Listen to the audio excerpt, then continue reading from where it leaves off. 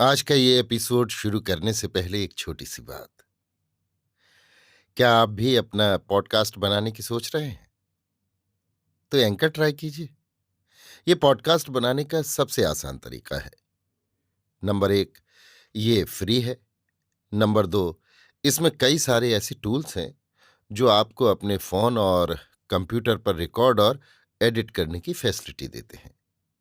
Number 3, आप अपने podcast को डिस्ट्रीब्यूट भी कर सकते हैं, जिससे इसे स्पॉटिफाई और दूसरे प्लेटफॉर्म पर सुना जा सके।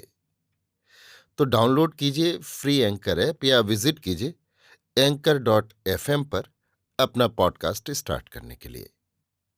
ये तो थी एक छोटी सी जानकारी, और अब शुरू करते हैं एपिसोड का सिलसिला। तो आज के एपिसोड में लीजिए सुनिए फणीश्वर नाथ रेणु के लिखे उपन्यास मैला आंचल का भाग 63, मेरी यानी समीर गोस्वामी की आवाज में। जोतकी काका के दरवाजे पर भीड़ लग गई है। ठीक कहते थे जोतकी काका। अभी क्या हुआ है? अभी और बाकी है। अक्षर अक्षर सब बात फल गई। ऐसे अगर जानी आदमी की बात काटने का नतीजा सारा गांव भोग रहा है। जंगली जड़ी बूटी से ही जोतकी काका टनमना गए हैं। खुद उठ नहीं सकते। बोली साफ नहीं हुई है। घिघियाकर मुंह टेढ़ा करके बोलते हैं, छयाच छयाच आ, अर्थात सर्वनाश सर्वनाश। हाँ, सर्वनाश होगा। जोतकी काका, आज हुक्म हुआ है कि सारा दिन बासी मुंह रहकर शाम को कमला के किनारे जल प्रवाह करना होगा। खेलावन यादव अब जोतकी जी की बात कभी नहीं काट सकता। जोतकी जी ने कहा था, 18 साल की उम्र में सकलदीप को माता पिता वियोग लिखा हुआ है। एकदम फल गई बात। सकलदीप 2 महीने तक बिलल्ला की तरह कलकत्ते में भटकता रहा। ससुर पकड़ लाया है। उसका भी पराचित करना होगा। होटल में बर्तन मांजता था। जोतकी जी इशारे से कहते हैं, नहीं, हरगिज नहीं, ऐसा काम मत करो।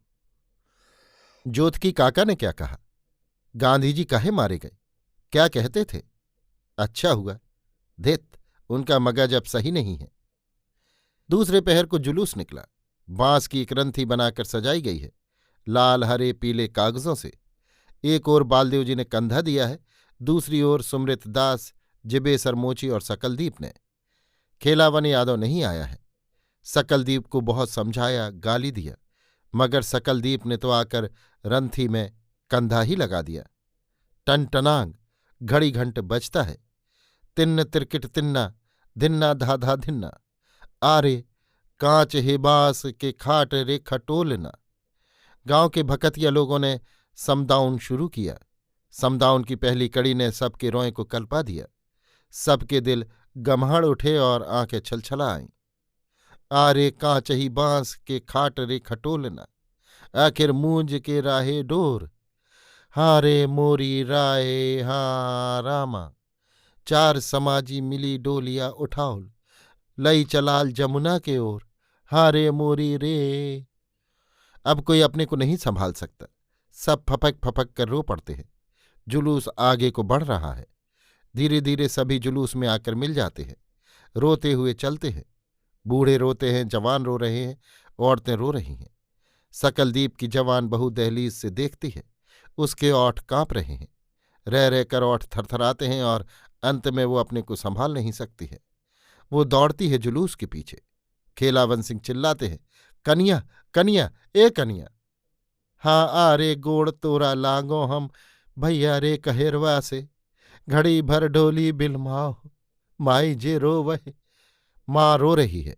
भारत माता रो रही है। रामदास हाथ में खंजड़ी लिए चुपचाप रो रहा है। उसी के पाप से महात्मा जी मारे गए हैं। उसने साधु के अखाड़े को भ्रष्ट किया है। परसों रमपियरिया की माए गांव से मछली का सालन मांग कर लाई थी।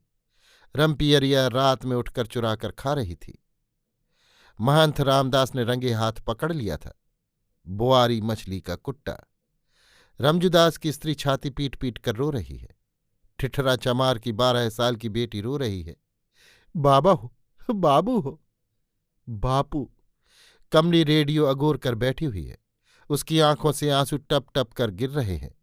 माँ आंचल से बेटी के आंसू पहुंचती है और खुद रोती है। वे तो नर रूप धारण कर आए थे, लीला दिखाकर चले गए। रेडियो से आंखों देखा हाल प्रसारित हो रहा है।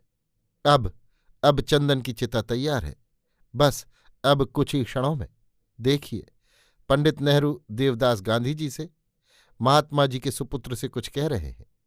नरमुंड नरमुंड, कहीं भी एक तिल रखने की जगह नहीं। कोलाहल की आवाज क्रमशः तेज हो रही है। जय जय। अपार जनसमूह में मानो लहरें आ गई हैं।